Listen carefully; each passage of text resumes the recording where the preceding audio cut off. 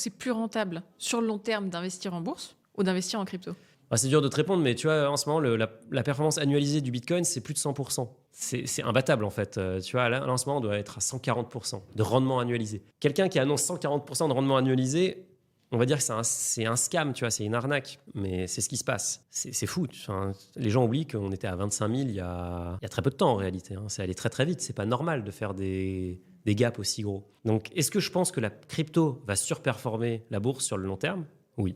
C'est pour ça que je la place au-dessus dans ma pyramide. J'y alloue moins, mais je compte plus dessus. Parce que c'est vraiment, pour moi, c'est un actif qui a beaucoup, beaucoup de potentiel, mais j'ai pas envie de m'y exposer plus que ça.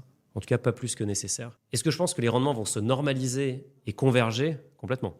La bourse, historiquement, en gros, le S&P 500, la bourse américaine, les 500 plus grandes valeurs américaines, c'est 10% par an sur les 100 dernières années de rendement annualisé. Alors, il y a des années à moins 50, il y a des années à plus 50. Mais en moyenne, on est à plus 10%.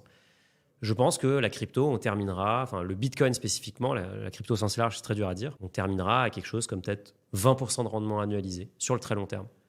C'est toujours 2 fois plus que la bourse, donc c'est génial, mais il y aura beaucoup plus de volatilité. Donc